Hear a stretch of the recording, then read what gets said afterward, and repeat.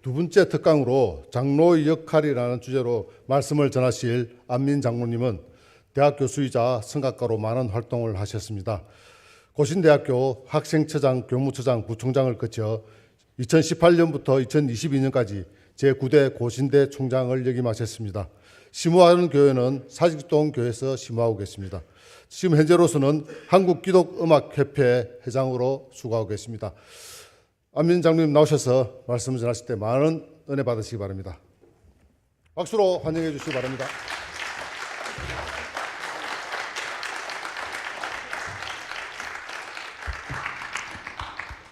감사합니다. 이렇게 명절을 앞두고 있는 이 주말 정말 바쁜데 이렇게 우리 장로님께서 함께 모이셔서 이렇게 귀한 시간 가지시는 거 뵈면서 뒤에 앉아서 정말 훌륭하시다, 정말 감사하다.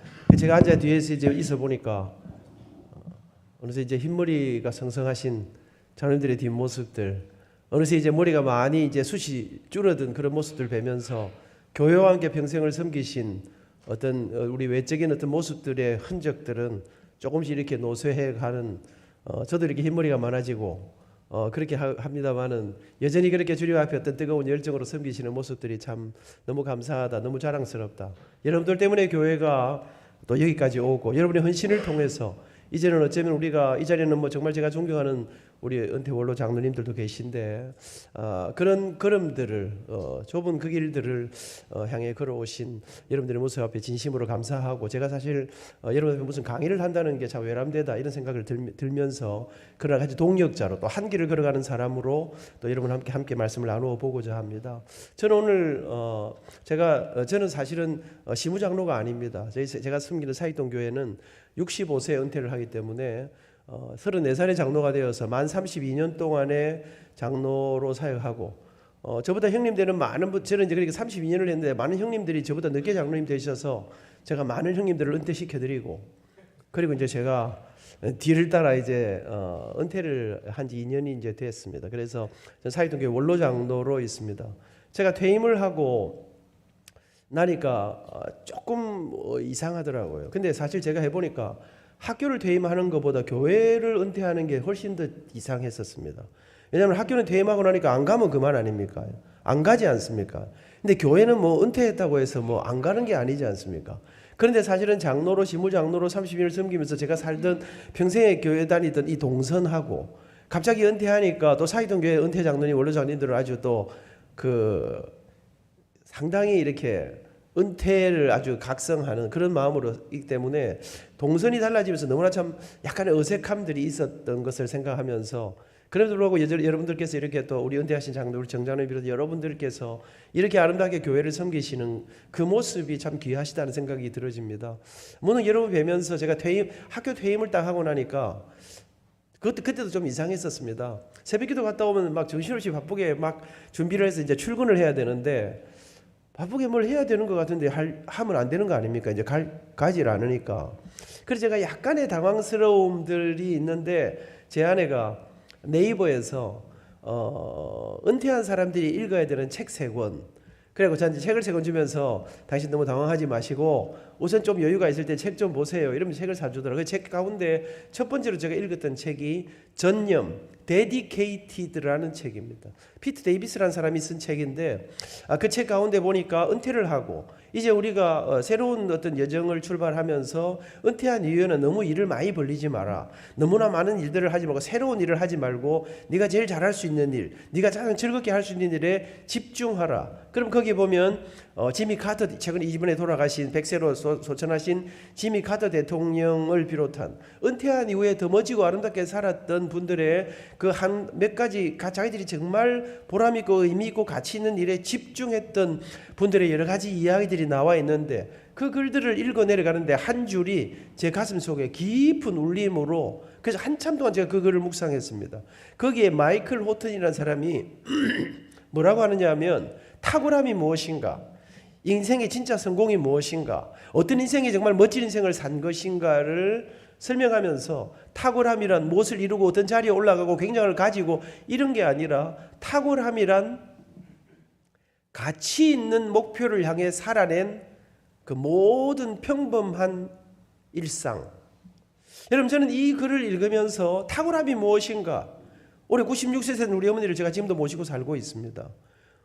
여러분 정말 가난하고 힘들고 어려웠던 그 시절 우리를 공부시키기 위해서 새벽같이 일어나 봉제공장으로 도시락을 싸들고 쌀 한 톨 들어있지 않는 그 보리밥으로 가득한 그 보리쌀 그 도시락을 들고 걸어갔던, 자식들을 키워내고 그들을 가슴에 끌어안고 인생 전부를 쏟아부었던 우리 어머니의 길이 탁월함이구나. 여러분 저는 그러면서 부족하지만 하나님께서 그 글을 읽는데, 아미나 이제는 은퇴했지. 소개하는 사람들마다 이제는 총장이 아니고 전 총장이지. 전 총장이란 아무것도 아니란 뜻이지. 여러분 제가 그러면서, 그런데 여전히 네가 그런 복음과 함께 교회와 함께 부족하지만 씨름하면서 그렇게 불꽃처럼 달려왔던 그 길이 탁월합니다. 멋지게 잘 달려왔다. 이제부터도 네가 가는 여전히 네가 가야 할 그 길은, 여러분 좁은 그 길. 여러분 저는 퇴임한 후에 3년 동안 제 가슴을 가슴 뛰게 하는 그 이야기가 뭐냐, 여러분 제가 지나간 65년의 인생을 한꺼번에 보는데 그 순간순간마다 너무나 드라마틱한 삶을 살아오다가 65년을 한꺼번에 보니까, 그렇구나, 나를 노래로 찬양으로 내가 가고 싶어 하지 않았던 돈 되는 길, 멋진 길, 근사한 길, 그 길이 아니라 하나님이 노래로 부르신 분이 하나님이시구나. 그 부르신 하나님께서, 내가 이런 부르심이라는 게 뭔가, 부르심이란 하나님이 우리를 부르시고 부름받은 사람은 하나님이 시키시는 일을 하는 것이 부르심인데, 그 주님이 부르신 그 길을, 그 주님이 맡기신 일을 내가 하면서 65년을 달려왔구나.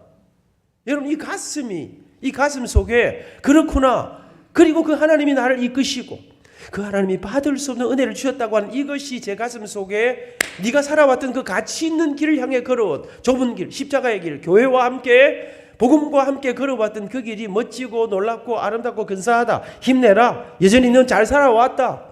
저는 오늘 우리 자산 존경하는 장로님들에게, 때로는 힘들고 때로는 어려울 때도 있고 때로는 뭐 갈등할 때도 있고 장로답지 못할 때도 있었지만, 여러분들이 그 자리를 지키면서 여기까지 오신 여러분이 이 명절을 앞둔 이 토요일 아침에 여전히 다시 하나님 말씀 앞에 우리 자신들을 조망하고 그 말씀 앞에 다시 우리가 치열하게 교회를 섬기는 교회의 일꾼으로, 여러분 주님 앞에 부름받은 사람으로 걸어가시는 여러분들 앞에 저는 여러분 우리 장로님들에게 훌륭하시다는 말씀, 우리들의 걸음은 세상이 알아주는 굉장한 사람이 아니라 할지라도 우리의 삶의 여정 속에 때로는 실패할 때도 있었지만, 그러나 좌절하고 절망하고, 여러분 오늘 우리 목사님 주신 말씀, 여러분 살아내라, 버텨내라, 그리고 다시 살리라. 여러분 이 길들을 향해 씨름하며 죽을 것 같은 그 상황 속에 우리를 살리신 그 주님을 붙잡고 교회와 함께 걸어왔던, 뭐 굉장한 걸 내놓지 못해도 저는 그 길을 걸어오신 여러분들은 탁월한 인생을 사셨다. 여러분 우리 시대의 최고의 지성이라고 할 수 있는 이어령 선생님은 2022년 2월 26일인가요? 88세를 일개로 그가 소천하셨습니다. 그분은 철저한 무신론자였습니다. 여러분 그랬던 그가, 여러분 자기의 눈앞에서 그렇게 치열하게 죽음을 앞두고 마지막 죽음을 맞이하는 이민하 따님 목사님이 마지막 죽음 앞에서도 자기에게 그렇게 소개하고 싶었던 십자가 예수님 때문에 마침내 그가 처절한 절규를 하면서 딸의 죽음 앞에서 그런 예수님을 영접하게 됩니다. 그의 인생에도 이제 딸을 향한 그 걸음이 다가왔습니다.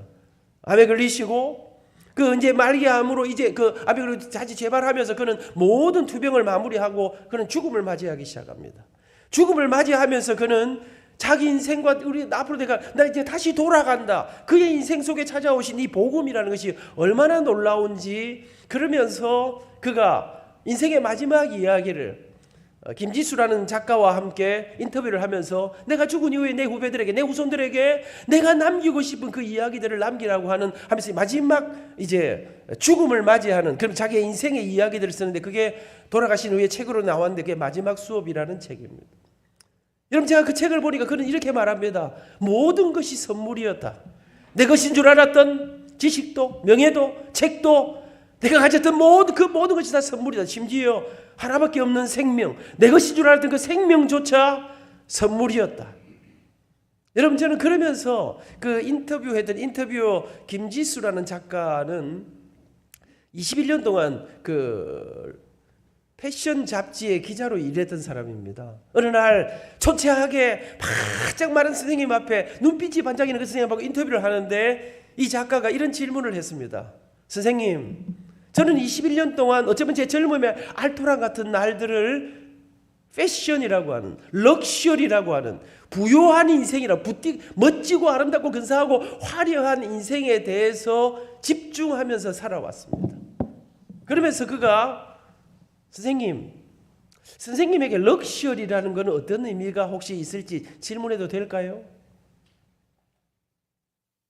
그러자 죽음을 앞둔 우리들의 선생님, 이의령 선생님은 바짝 마른 그 눈빛을, 그런데 눈빛이 반짝이면서 그가 말합니다. 럭셔리는 소유에 있는 게 아니라네. 럭셔리는 이야기거리가 있는 인생, 스토리텔링이 가능한 인생, 살려내고 살아내는 그 길들을 향해 걸어가면서 참으로 놀라운 기적의 그런 일들이, 그 수많은 이야기들이, 그런 아름다운 흔적을 가진 인생이 럭셔리한 인생이지. 그럼 사실은 말씀이 아무리 오래 살아도 그 속에 이야기거리가 없는, 그 속에 삶의 어떤 감동적인 스토리텔링이 안 되는 인생은 살아도 산 게 아니라는 거지. 88년을 살고 마지막 죽음을 맞이하면서, 죽음을 기꺼이 맞이하면서 나는 다시 돌아간다고 하는, 여러분 영원한 길을 향해 그가 죽음을 기꺼이 맞이하면서 남겼던 마지막 그 럭셔리한 인생. 여러분, 저는 오늘 목사님의 강의를 조금 일찍 와서 들으면서 제 가슴 속에 두 가지 느꼈습니다. 하나는 탁월하다, 수준이 있다. 그리고 그 속에 이 가슴이 터질 것 같은, 여러분 참 있어. 어젯밤에 제가 어떤 장로님하고 저를 꼭 보고 싶다 해서 저녁에 차를 한잔 하면서 했는데, 그날 삼광사 이야기를 우리 둘이 했었거든요. 분하다. 삼광사가 30만이를 넘는다니. 예. 여러분, 제가 그런 이야기들을 오늘 저하고 선생님하고 제가 이 약간 겹치는 이야기들이 느껴지더라고요. 여러분, 이 가슴이 뜨거운, 그러면서 여전히 그리고 살리고, 여러분 살아내고 살려내는, 여러분 이 길을 향해 걸어오는 그 수많은 저와 여러분들의, 어쩌면 아무도 알아주지 아니하지만 그 길을 향해 걸어가는, 가치 있는 길을 향해 걸어가면서 우리 몸 켜켜이 찍혀있는 우리 주님과의 동행의 그 흔적들, 교회의 아픔을 가슴에 안고 녹여내는, 여러분 저는 여러분들과 함께 정말 이런 럭셔리한 인생, 여러분 정말 장로의 역할을 어떻게 잘 할 수 있느냐. 제가 보니까요, 사람들 가운데는 이거는 장로님들뿐 아니지만 저는 이런 생각이 들더라고요. 되게 하는데 인생을 거는 장로님도 계시고, 장로님만 그렇게 했습니까? 안 되게 하는 사람도, 거기에 인생을 거는 사람도 있더라고요. 여러분, 제가 이거는 학문적으로 나오는 건 아닙니다. 제가 32년을 장로하고 평생을 교회를 딱 이렇게 지내보니까, 장로님들은 제가 보니까 결정적으로 되게 하기는 쉽지는 않은 것 같습니다. 좋은 리더십과 함께 우리 목회자와 함께 만나 정말 목사님과 장로님들이 하나의 동력돼서 기가 막힌 시너지를 내면 이거 놀라운 일들이, 물론 장로님들이 그렇게 되게 하시는 거죠. 그러나 제가 보니까 장로님들은 작정만 하면 안 되게는 할 수 있다. 그런 생각이 들더라고요. 어쨌든 여러분, 저는 그런 면도 불구하고 저는 제가 오랜 시절부터 생각하는 게, 우리에게 한 번 받은 인생에 저는 되게 하는 인생, 멋진 인생. 여러분, 장로의 역할이 무엇인가 제가 여러 가지 할 수 있겠면, 저는 오늘 되는 대로 이야기를 하고, 제 아내가 항상 이야기하기를, 당신이 준비한 모든 걸 다 해야 감동이 있다고 생각하는데 시간 되면 마치는 게 제일 감동적이니까. 저는 사실 제가 12시 30분에 35분까지가 제 시간인데 30분쯤에 하여튼 마쳐보도록. 하다 안 되면 제가 오늘 강의를 다 한다고 해서 여러분들이 확 뒤집어질 것도 아니지 않습니까? 어쩌면 저보다 더 수준 높으신 장로님들 아니십니까? 여러분, 저는 이 가치 있는 목표를 향한, 탁월함을 향한, 여러분 저와 여러분의 우리 인생에, 우리가 살아가던, 우리가 섬기던 시절에 우리 교회가 가장 행복하고 가장 아름답고 가장 놀라운 부흥의 역사를 맞이하는 그 시절에 우리가 함께 목회하시던 우리 목사님과 저희들이 함께 원팀이 되어서 한 스피릿을 향해 함께 나아가는 그때가 멋있었지. 그때 우리 교회가 좋은 시절이었다. 여러분, 제가 다니던 경남고등학교 37에 우리 기독 동문회 총무님이 계신데요, 제가 다닐 때 우리 학교 정문에 이런 글이 있었습니다. 나고자는 과거를 자랑하고 진보자는 미래를 구상한다.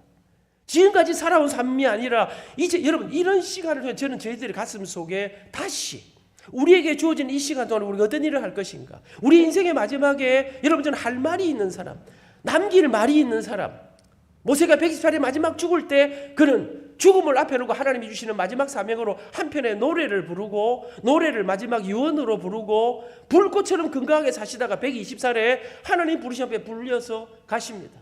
그 120살에 불렀던 노래가 신명기 32장입니다.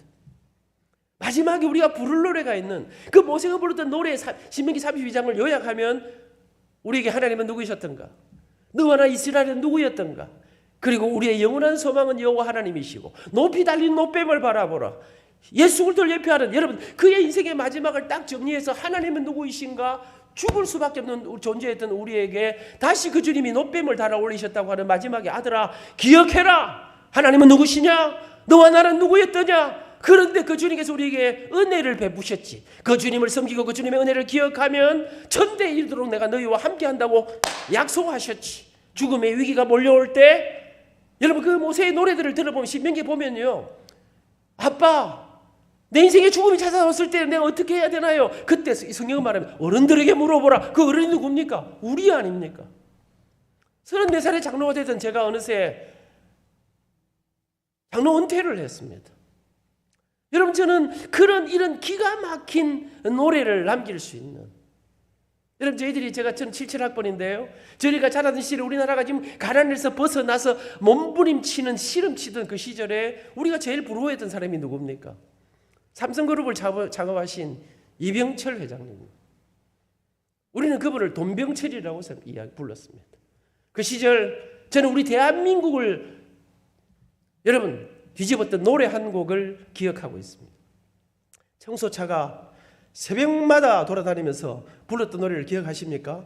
노래 두 곡이 있었습니다. 새마을 노래. 또 하나는 우리 부모님 세대가 내 아이들 제대로 먹이고 제대로 입히고 제대로 공부만 시킬 수 있다면 한번 잘 살아보자고. 잘 살아보세. 잘 살아보세. 우리도 한번 잘 살아보세. 돈만 많이 벌면 돈이 많으면 아이들 공부시킬 수 있으면 그때는 좋은 날이 올 게다. 온 나라가 부르고 또 불렀습니다. 그랬더니 정말 세계 역사에 없는 기적을 이루고 지금 다녀보니까요. 세계에서 제일 잘 살고 제일 잘 입고 제일 잘 먹는 나라가 대한민국이 안 됐습니까? 여러분 그 시절에 우리 모두가 부러워했던 이병철 회장님이 이 세상에 아무리 부자라도 아무리 대단해도 아무리 놀라워도 영원히 살 사람은 없는 것 같습니다. 1987년 이병철 회장님이 77세로 폐암의 말기 폐암으로 죽음을 맞이하게 됩니다. 세계 최고의 의술로 그의 생명을 연장하고 있던 어느 날 그는 비서에게 편지지를 가져오게 하고 한 통의 편지를 쓰기 시작합니다.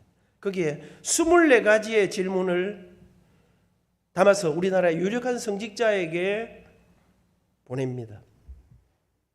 그가 했던 질문 가운데 몇 가지를 우리 장로님들께 소개해 올리고자 합니다. 그는 이런 질문을 합니다. 인생 마지막에 우리나라 제일의 부자가 하는 질문입니다. 하나님의 존재를 그가 창조주라는 것을 어떻게 증명할 수 있습니까? 예수는 우리 죄를 위해 죽었다는데 우리의 죄란 무엇입니까? 종교란 무엇입니까? 왜 인간에게 필요한 것입니까? 영혼이란 무엇입니까? 기독교를 믿지 않고 예수를 믿지 않고는 정말 천국에 갈 수 없는 것입니까? 인간이 죽으면 천국이나 지옥에 간다고 하는 것을 어떻게 믿을 수 있습니까? 여러분 저는 그 다음 질문이 제 가슴을 아프게 했습니다. 우리나라의 1등 부자가 이런 말을 합니다. 성경에 부자가 천국에 가는 것을 약대가 바늘구멍에 들어가는 것에 비유했는데 부자는 악인이란 말입니까? 지구의 종말은 옵니까? 성경은 어떻게 만들어졌습니까? 그것이 하나님의 말씀이라는 것을 어떻게 증명할 수 있습니까? 그렇게 24가지의 질문을 남겼습니다. 너무나 안타깝게도 이 질문을 받았던 그 성직자는 회답을 빨리 보내지 않습니다. 2달 후 이병철 회장님은 그 답변을 받지 못하고 세상을 떠나게 됩니다.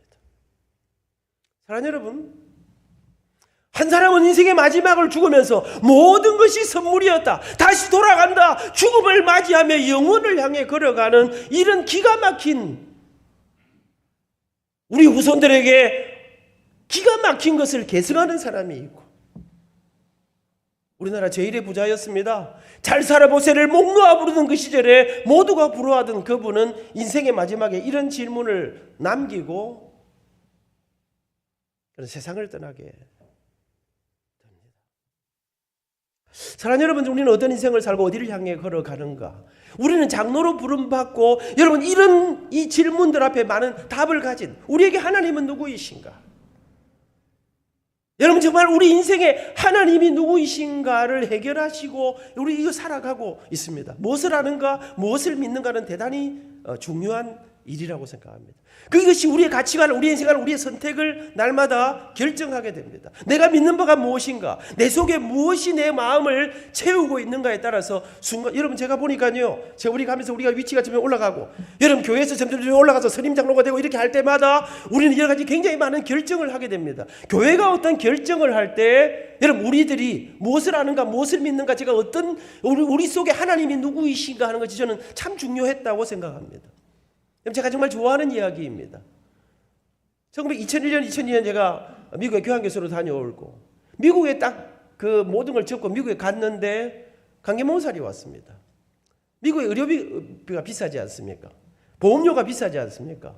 지금 뭐 더 비싸져가지고 미국은요, 보험 때문에 뭐 굉장한 사람 다 하여튼 이번에도 제가 지금 지난주까지 6주간을 여러 나라를 다니면서 집회를 하고 왔는데, 여러분 그런데 제가 감기가 걸려서 제가 병원에 가야 될까 했는데 집사님 댁에 전화하니까, 아니 감기 몸살을 가지고 병원 가는 사람이 어디 있어요? 그러면서 슈퍼마켓 가서 타이레놀 사서 먹으라는 거예요.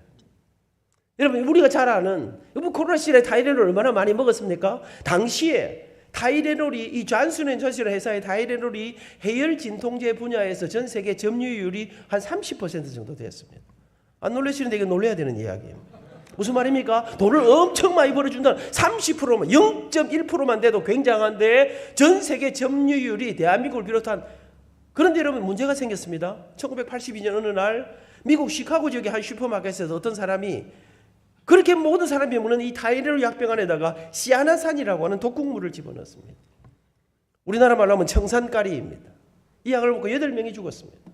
안 놀라시죠? 우리나라는 그래도 한 300명 죽어야 조금 죽었다 이러지. 우리나라 이 나라는 작아도 이 간이 다 큰 거 아니겠습니까? 웬만해서는 놀라지 않는 미국이 발칵 뒤집어졌습니다. 이 비상사태 앞에. 여러분 사람이 죽고 여러분 난리가 났는데 이 비상사태 앞에 존슨앤존슨의 최고 경영진들이 회장님, 사장님, 상무 전부가 비상회의를 소집했습니다. 이 문제를 어떻게 해결할까?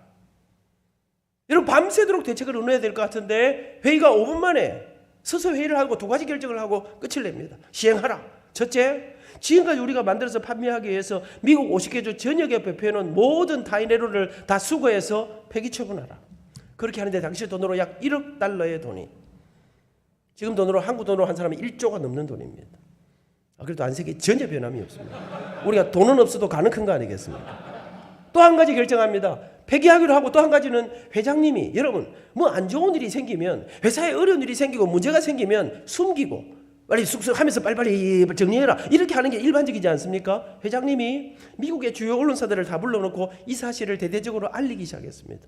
우리 회사의 주가가, 여러분 이 문제가 생겼습니다. 사람이 8명이 죽었습니다. 다시는 이제 한 사람이 진짜를 막기 위해서 우리는 약들을 폐기 처분하고 있습니다. 아직 폐기되지 않은 약들을 다루실 때 유의하시기 바랍니다. 이 소식이 알려지자 심각한 문제가, 주가가 폭락하기 시작했습니다. 내 주식이 휴지가 되니까 주주들이 데모를 하고 들고 일어났습니다. 심지어는 직원들이 데모를 하고 들고, 아니 우리 회장님, 사장님 정신 나간 거 아니야? 아니 시카고 시골 마을에서 사고가 났는데 그럼 시카고만 버리든지 일리노이 주권만 버리든지, 세상에 비행기 타고 4시간을 가는 캘리포니아를 버리고 텍사스를 버리고 하와이를 버리고, 이게 도대체 말이나 되는 이야기. 미국이 얼마나 넓은 땅인데. 그러자 주가가 폭락하고 아무도 타이레놀 뿐 아니라 약품에 손을 안 댑니다. 현금이 돌지 않습니다. 유동성에 문제가 생기기 시작했습니다. 흉흉한 소문이, 존슨앤존슨이 곧 망한다, 곧 무너진다, 직원들은 데모를 하고 들고 일어나고 회장님에게 항명을 하고 우리는 그 순종 못한다. 그런데 여러분 이상합니다. 온 회사가 휘청거리고 망한다는데 이 회장님, 사장님, 상무, 전무는 이 정책을 포기하지 않습니다. 어떻게 이럴 수가 있습니까? 될 대로 되라는 것입니까? 거기에는 중요한 이유가 있었습니다. 이 존슨앤존슨이라는 회사에는 100년 전 이 회사의 창업주로부터 오늘이기까지 우리 회사가 이 땅에 있을 동안, 우리 회사가 사업을 할 동안 때로 회사가 손해를 봐도, 때로 여러 가지 어려움이 있어도, 다른 피해가 있어도 우리가 다른 건 다 포기해도 우리가 그런 가운데서도 우리가 절대로 포기할 수 없는 우리가 목숨 걸고 지켜야 될 가치 중의 가치, 최고의 가치인 핵심 가치라는 것을 가지고 있었습니다. 이 존슨 앤 존슨이 가진 핵심 가치 1번에는 이런 말이 있었습니다. 존슨 앤 존슨의 최고의 가치는 돈이다, 성공이다. 이런 말이 들리지 않고 존슨 앤 존슨의 최고의 가치는 고객의 생명, 고객의 건강, 사람들을 향한 섬김과 나눔이다. 그런데 여러분, 이 존슨 앤 존슨뿐 아니라 100년이 넘도록 계속되고 돈도 많이 벌고 또 많은 사람에게 존경을 받는 이런 기업을 영속하는 성공 기업이라 이렇게 이야기하는데요. 이런 기업들을 다 조사해 보니까 어떻게 이 회사는 100년 넘도록 계속됐지? 어떻게 이렇게 돈을 많이 벌지? 아니 기업을 하는데 사람들의 존경까지 받아 학자들이 조사를 해보니까 이 영속하는 성공 기업들은 예외 없이 이 핵심 가치라는 것을 가지고 있었습니다. 근데 여러분 놀랍게도 말입니다. 이 존슨 앤 존슨을 비롯한 이 영속하는 성공 기업들이 가진 핵심 가치의 1번에는 놀랍게도 여러분 기업을 하는데 돈을 벌어 성공하기를 꿈꾸는데 그들의 핵심 가치의 1번에는 돈이나 성공이 아니라 거기에는 사람이, 생명이, 섬김이, 나눔이 거기에 들어 있었습니다. 여러분 놀랍게도 여러분 이 경제학자들이 말하기를 이런 기업들에게 이름을 별명을 하나 지어주었습니다. 뭐라고요? 비전 기업이라. 무슨 말입니까? 돈을 버는 사업을 하는데도 이 사람들은 돈보다는 더 큰 꿈을 향해 성공보다는 더 큰 비전을 향해 나아갔는데 돈이, 성공이, 부흥이, 가치가 따라오더라는 것입니다. 그럼 존슨 앤 존슨이 어떻게 되었습니까? 여러분 이 타이레놀 독극물 사건으로 온 회사가 엉망진창이 되어 있는데 이 사건이 일어났던 시카고 시골 마을에서부터 이상한 운동이 일어나기 시작했습니다. 존슨 앤 존슨을 살려야 한다. 기업의 운명보다 고객의 생명과 안위를 더 소중히 여기는 이런 기업을 살려야 한다는 운동이 요원의 불길처럼 일어나기 시작했습니다. 이 사건이 마무리된 다음 존슨 앤 존슨은 이전보다 더 큰 신뢰를 받으면서 오히려 기업이 이 위기 속에서 한 단계 완전히 신뢰받는 기업으로 업그레이드 되는. 여러분, 이건 제가 연구한 건 아닙니다. 영속하는 기업들의 8가지 습관이라고 하는 책에 나오는 이야기인데요.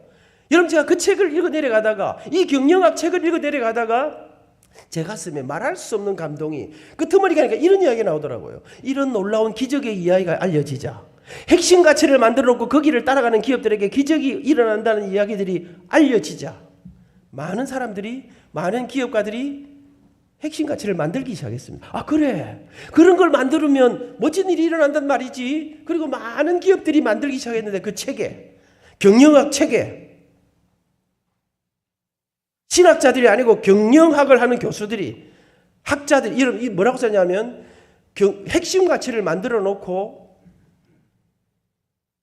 살아내지 않은, 행동하지 않은 기업에서는 아무 일도 일어나지 않았다는 것입니다. 사랑하는 여러분, 이런 경영 기법, 돈보다 더 중요한 사람을 살리고 사람을 세워내는 이런 일들을 향해 걸어갔던 기업들에게 이런 놀라운 기적이 일어나. 그래서 돈은, 성공은, 부흥은 나를 따라, 여러분 그걸 붙잡으러 가는 게 나를 따라오는 것이라고 하는, 본질을 붙잡고 좁은 길을 가치를 따라 걸어가는 거기에 따라오는 것이라고 하는 이런 경영 기법을 어떤 학자가, 어떤 기업가가 만들어냈습니까? 학자들이 만든 게 아닙니다. 기업가들이 만든 게 아닙니다.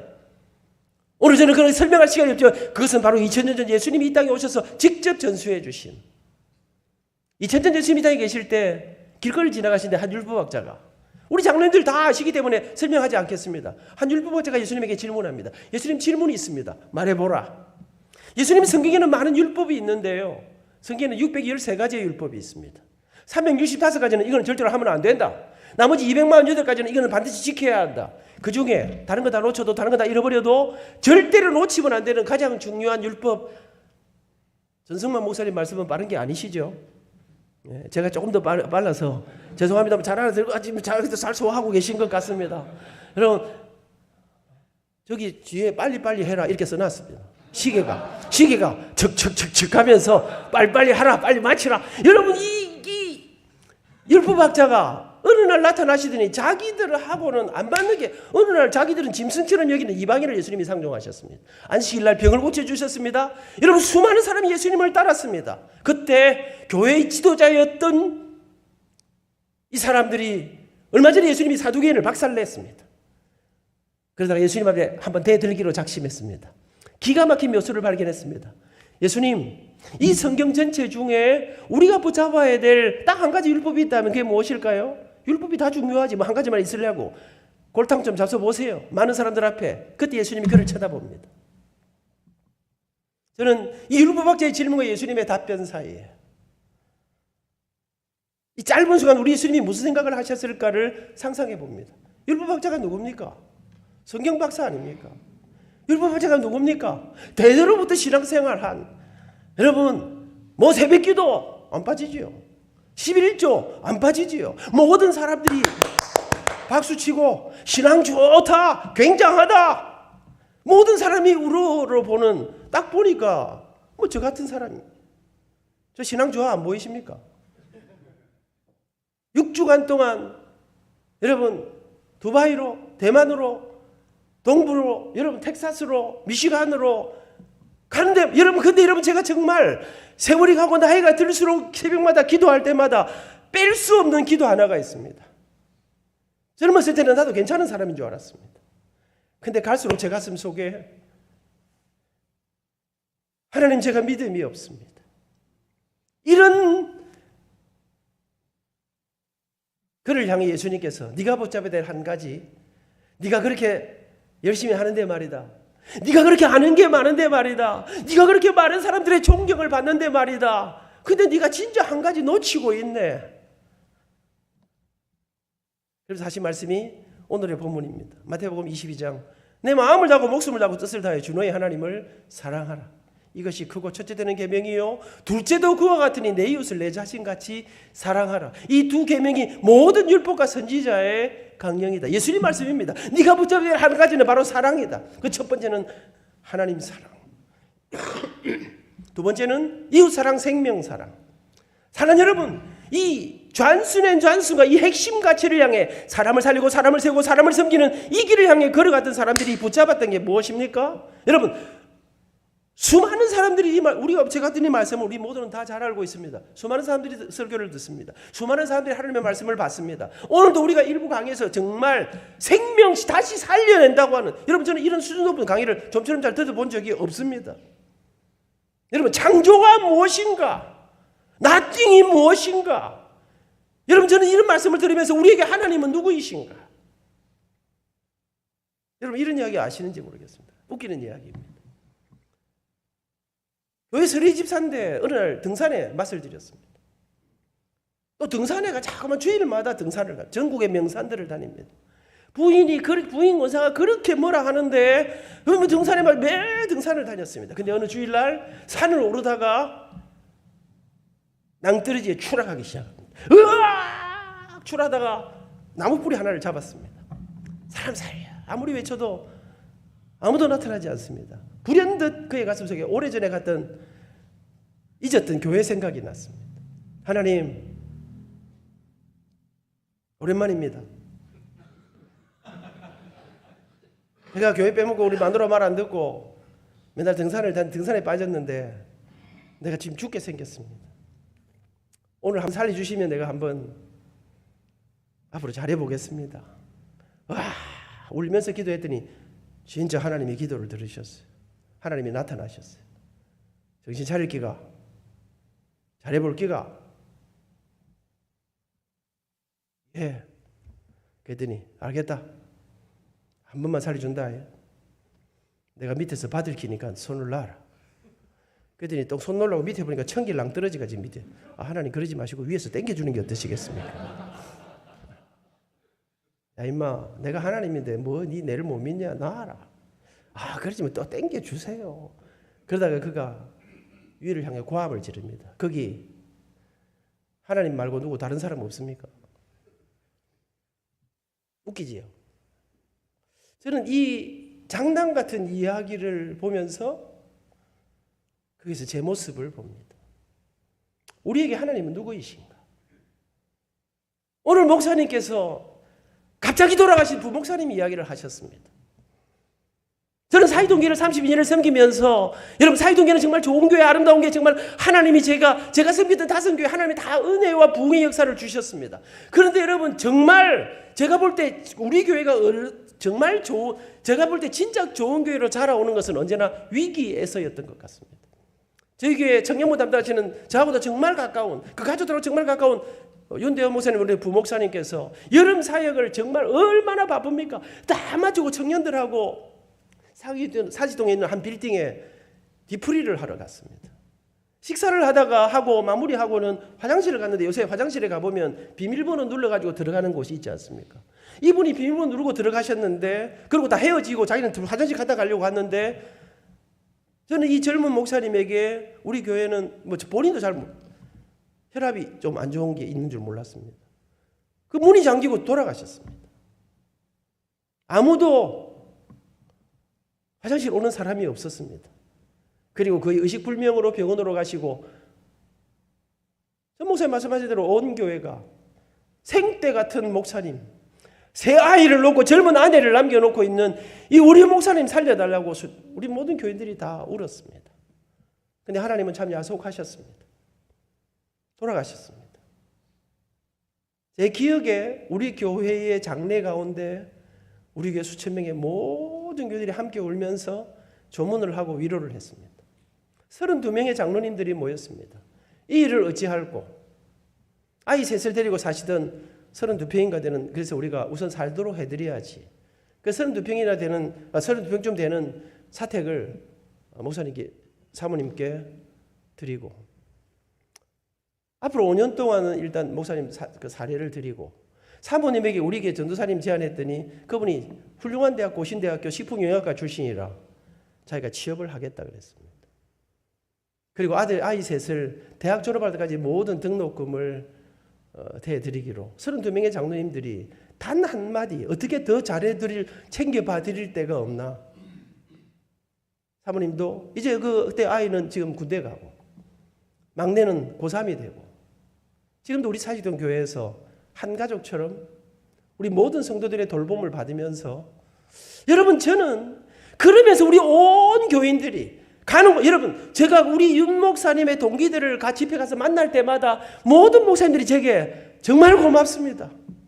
부목사님에게 여러분 저는 이런 교회가 무엇인가 선교라는 게 뭔가 어떤 결정적인 순간에 여러분 저는 럭셔리한 인생을 살고 싶습니다. 폼나는 인생을 살고 싶습니다. 그 폼이라는 게 어디서 나는가? 겉멋이 아니라 여러분 결정적인 순간에 한 영혼을 향한 하나님 사랑, 생명 사랑. 우리에게 하나님이 누구이신가? 사이동교회는 제가 선임 장로로 있으면서 두 분의 원로 목사님이 계셨습니다. 첫 번째 정파순 목사님은 모두의 존경받는 근데 그분은 사실은 17년 8개월 정도 교회를 심호하셨습니다. 여러분 은퇴하실 때 우리 장로님들 전체가 모였는데 그런 생각했습니다. 우리 목사님이 이곳 와서 수고하신 거 있지만 한 목회자가 평생을 살고 70에 은퇴하시는데 그러면 뭐 20년 이상이 되면 좀 더 잘해드리고 그래서 우리가 그때 목사님을 원로 목사로 예우하기로 하고 그리고 우리 김철범 목사님이 23년을 목회하셔서 은퇴하시면서 두 분의 원로 목사님 두 분을 모실 때 있었습니다. 여러분 저희들의 가슴 속에 부모를 공경한다는 것은 어떤 건가? 여러분 정말 우리 김철분 목사님도 마찬가지입니다. 3년 동안 극심한 우울증으로 사모님이 돌아가시면서 완전히 폐인이 되은 그에게 우리가 교회가 손을 잡았습니다. 목사님은 아무것도 할 수 없는 여러분 우울증은 무서운 병이었습니다. 아무것도 할 수 없는데 목사님이 사표를 냈습니다. 내가 교인들을 못 돌보는데 어떻게 내가 담임 목사직을 갖고 있을 수 있느냐? 우리 장로님들, 우리 교회가 아니 목사님 일단 아프면 치료부터 해야지. 여러분 그리고 치료하기 6개월 우리나라 최고의 의사 세브란스의 의사를 안 낳는 겁니다. 그런데 그게 3년이 갔습니다. 목사님은 사표를 내고 장로님들이 그때 우리가 붙잡았던 게 교회라면 교회답게 이 마지막 끝이 어디 여러분 하나님 사랑 이웃 사랑 하나님이 누구이신가를 알고 그 주님이 나를 살리셨다는 이 은혜가 우리 가슴에 임하면 여러분 3년 만에 목사님은 계속 사표 내시고 우리 목사 사모님 심장 수술하다 돌아가셨거든요. 그 심장수술하는 모든 실업이 이 모든 걸 우리 교회가 다 됐습니다. 근데 사모님이 돌아가시니까 전국적으로 유명한 목사님이니까 또 막 조의금이 엄청 들어왔습니다. 실업이 우리가 다 되고 이 목사님 가족은 조의금 1원도 안 남기고 교회로 돈을 헌금을 다 했습니다. 그리고 1년여가 지나서 저희 교회가 일어나서 우리 목사님 재혼시켜드렸습니다. 극심한 우울증에 빠졌는데 내가 한번 목사님을 사랑으로 살려보겠다는 여성들은 굉장히 많았습니다. 우여곡절 끝에 결혼할 때 우리가 또 경비를 다 대서 결혼해. 여러분, 목사님은 또 가진 걸 다, 저는 보니까요, 가진 전부를 주고받는, 우리 목사님이 사표 안 내고 이래 했으면 그래 못했을 겁니다. 목사님은 교회를 위해서 내놓고, 교회는 이 목사님과 함께 우리를 이 시대의 동력자로 주의 종으로, 여러분 저는 이런 그 3년 동안 모두가 안 된다, 모두가 끝났다 했을 때 목사님이 회복돼서 교단의 총회장이 됐습니다. 기적 같은 일들을 만들어냈습니다. 역대 가장 훌륭한 총회장. 여러분 그러면서 전 총회원들을 모아놓고 총회장 취임식 날, 여러분 제가 인생의 끝자락에서 이제 모든 것 목회도 모든 것 포기하고 내가 이제 가장 어쩌면 내가 내 인생 끝이라고 생각했던 그 순간 사직동 교회가 무너진 제 손을 붙잡고 3년을 놓지 않고 있었습니다. 그런데 하나님이 저를 교회 눈물을 기억하사 살려주셨습니다. 만약에 그때 교회가 제 손을 놨으면 저는 없습니다. 그럼 장로님들에게, 장로님들, 젊은 목사님들 좀 펄펄거리고 좀 잘못해도 좀 기다려주세요. 저를 보면서 그날 우리 총대들이 다 울었습니다. 이제는 은퇴하시고 저하고 목사님 이제 우리끼리 놉시다. 자꾸만 은퇴하고 뭐 이 현장에 막 이 간섭해서 하면 꼰대 됩니다, 목사님. 여러분 함께 만나 여러분 이런 하나님의 복음이 무엇인가? 교회가 이 하나님 사랑, 이웃 사랑, 저는 이웃 사랑의 1번이 가정이고, 아니요, 대한민국, 여러분 제가 우리 부모님 시대를 보면 대한민국의 남자들의 가장 특징이 무엇입니까? 세상에 있는 모든 여자에게 친절하고 자기 부인에게 함부로 하고, 이게 우리 부모님 여러분 가장 가까이 있는 사람들에게 정말 우리 가진 전심을 주고, 동역자된 우리 사랑하는 장로님들과 함께 정말로 그들의 수고를 우리가, 여러분 이 시대를 함께 맡겨주신 진짜 믿음, 서로 뜨겁게 사랑하고, 여러분 정말 진한 사랑을 함께 나누는, 사랑하는 여러분, 저는 이런 삶, 제가 요즘 꽂힌 성경이 한 곳에 있습니다. 고린도후서 6장입니다. 사도 바울이 고린도 교회의 깝깝한 모습을 보면서, 여러분 그 성경을 제가 지난주에 한번 다시 읽어보니까 사도 바울이에요. 이게 뭘 합니까? 이런 말들이 나오더라고요. 우리의 삶이, 우리의 믿음하고 우리의 신앙대로 살아내지 못하는 이 삶이 우리의 직분을 회방하는, 여러분 그런 안타까운 고린도 교회를 향해서 절절하게 말씀하시면서, 예수 믿는 게 뭔 줄 아나? 너가 볼 때 쫀쫀하고 정말 깝깝해 보이고 그렇지? 예수 믿는 사람이 뭔 줄 아니? 하면서 고린도후서 6장에 쫙 설명하는데, 제가 거기서 요즘 감동하는 구절이 이럽니다. 예수 믿는 사람들이 다 가난해 보이지? 예수 믿는 사람들이, 근데 그러면서 하시는 말씀이, 가난한 자 같으나 실제로는 알부자고 이렇게 말씀하지 않으시고, 가난한 자 같으나 알고 보니 부동산이 엄청나고 이렇게 말씀하지 않으시고, 가난한 자 같으나 많은 사람을 부욕해 하고, 아무것도 없는 자 같으나 모든 것을 가진 자로다. 여러분 저는 요새 테이만 이후에 느헤미야 미니스트리를 하면서 한국 기독음악협회 회장을 하면서 어제 6개 교회하고, 여러분 한국 복음과 도시라고 하는 CTC라고 하는 한국교회 건강한 목회자들의 교회들이 함께 모여서 여러분 개척 학교를 세우고, 개척한 교회들을 지원하는 프로그램에 제가 하는 이 작은 교회, 어려운 교회를 문화와 찬양과 말씀으로 섬기는 이 일들 앞에 어찌 저렇게 계약을 하고, 개척교회 목사님은 부산에 2개, 수원에 2개, 인천에 2개, 어디 2개 이래가지고 제가 말씀과 찬양으로 하는 섬기는 이 일에 계약을 하고, 여러분 퇴임한 이후에 다녀보니까요, 진짜 감동적인, 제가 보니까 교인 한 40명밖에 안 돼요. 장로님 우리 교회가 마을 잔치를 하는데 와서 집회해 주세요. 토요일 날 삼천포에 갔더니 한 40명 되는데 교회 뭐 동네 사람들을 두드리 어디 해가지고 부산에서 유명한 안민 장로님 막 음악가들이 온단다, 찬양한단다, 모아놓고 한데 제가 그 목사님 보니까요 60쯤 되셨어요. 제가 보니까 앞으로 10년 동안 열심히 해도 대단한 부흥이 일어날 것 같지 않아 보였습니다. 근데 저는 제 가슴 속에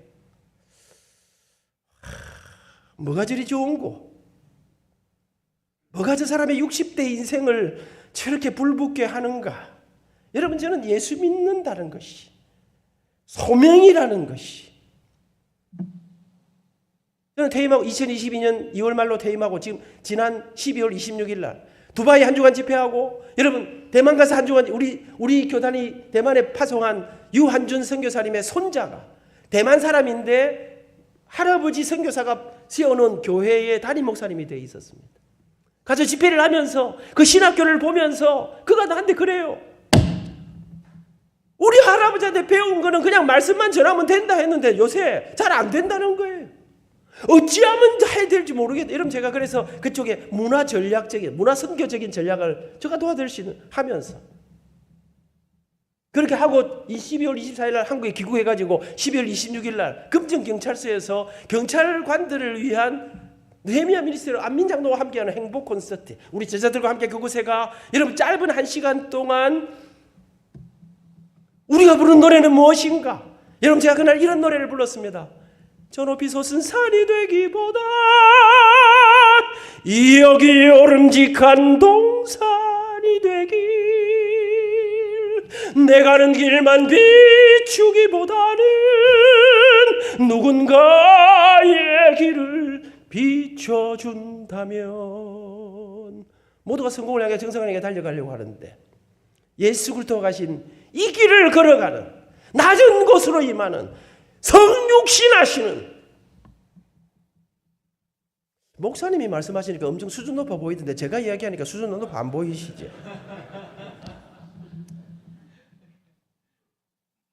사랑하는 여러분, 그 속에 젊은 경찰관의 눈에 눈빛에 반짝이는 모습을 보면서 그날 금정경찰서 경목하시는 10분의 목사님이 앞에 쫙 앉아 계시는데, 여러분 이 찬양 속에 우리의 작은 여러분 생명의 복음을 담아 이 땅의 낮은 곳으로 내려갈 때, 사랑하는 여러분, 저는 그게 퇴임한 이후에 2년 한 8개월 동안 금정경찰서 집회가 240번째 집회였습니다.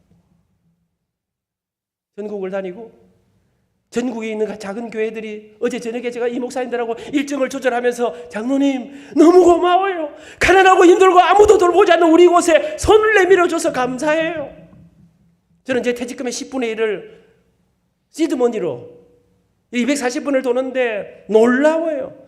올해 새로 따로 계약한 1년에 12번 이 복음과 도시화의 이 프로젝트는 교회들이 후원하고 저희들이 찬양과 말씀으로 섬기는, 사랑하는 여러분, 하나님 사랑, 생명 사랑, 낮은 곳으로 내려가려고 했는데 제가 보니까 자꾸만 이게 많아져.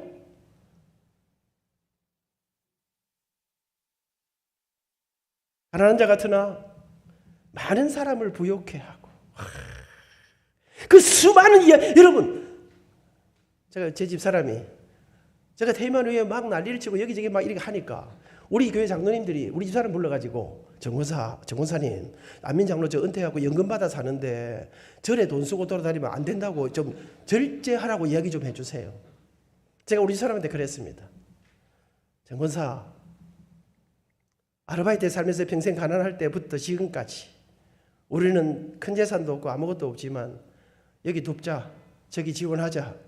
미국에 이번에 호주에서 4월 말에 선교사님 전화 와서 호주 퍼스에 젊은이들이, 원주민들이, 이들이 정말 이들에게 한번 뭔가 주고 장로님 한번 우리 비행기업도 못 해드립니다. 와주실 수 없겠습니까? 그래서 제가 가자. 그런데 한 번도 돈 없어서 못 간 적 없지. 돈 없어. 정권사 봐라. 우리가 어떤지 도와주려고요. 야, 저 집 너무 요새 어려운 것 같은데 좀 도와줘야 했더니 조금 있으니까 누가 저 집에 집이 네 채라는 거예요. 단지 현찰이 없을 뿐이라는 거예요. 그래서 제가 그랬어요. 야, 집 네 채 있고 맨날 돈이 없는 사람하고 천국 갈 때까지 맨날 쓰고 싶은 거 쓰고, 그 누가 부자겠노? 정권사, 그냥 막 사는 대로 사는 기다. 사랑하는 여러분, 240교회를 하고 여러분 시골 가서 아무것도 여러분 돈이 없는데 안 받고 하는 그런 일들 속에 한 번도 돈이 모자란 적이 없고, 여러분 저는 이 말씀을 보면서 이 예수 믿는 비밀이 이런 거구나. 존경하는 장로님 여러분, 이제 제게 주어진 50분에 49분이 됐습니다. 말씀을 마치려고 합니다. 우리에게 저는 장로로 세움받은 거 돌아보니 하나님의 너무나 놀라운 은혜였습니다. 주님의 교회와 함께 걸어왔던 날들은 하나님의 기적을 보는 날들이었습니다. 위기 가운데 하나님은 우리에게 누구이신가? 하나님의 방법으로 세상의 방법을 거슬러 나아갈 때 하나님은 우리 교회 안에, 여러분 의외로 목사님 장로님들이요, 교인들을 잘 모르시더라고요. 제가 고신대학 하면서 고신대학 주일하러 통영의 어느 교회를 갔습니다. 갔더니 그 고신대학교 주일을 하면요, 기도해 주시고 헌금해 주시고 이래 하거든요. 목사님이 뭐라 하시느냐 하면, 한 장로님 저녁예배 때 오늘 고신대학 주일을 하는데 안민 장로 온다 이야기 다 했는데, 내가 교인들에게 헌금한다는 이야기를 안 해가지고 오늘 교인들이 돈을 안 가지고 왔을 텐데 이 헌금이 많이 나올란가 모르겠다 했더니, 신무 장로님들이 안 장로님 우리 교회는요 오후 예배 역사상 70만 원 이상 나와본 적이 없습니다 이러더라고요. 기분 별로 안 좋더라고요. 사람이 뭐 사람을 오라 해놨으면 좀 열심히 안 하고, 그래 기분 나빠서 그래 뭐 돈 포기한다, 이거 안 주면 다른 데 가면 되는 거지, 그래 생각하고 그날 90분 강의를 했습니다. 그날 헌금 얼마 나온 줄 아십니까? 4,200만 원이 나왔습니다. 제일 놀라는 사람들이 목사님 여러분, 제가 딱 그때 볼 때 목회를 하는데 이 교회를 섬기는 장로님 지도자가 됐는데, 평신로 리더십이 됐는데 교인들을 모르시는구나.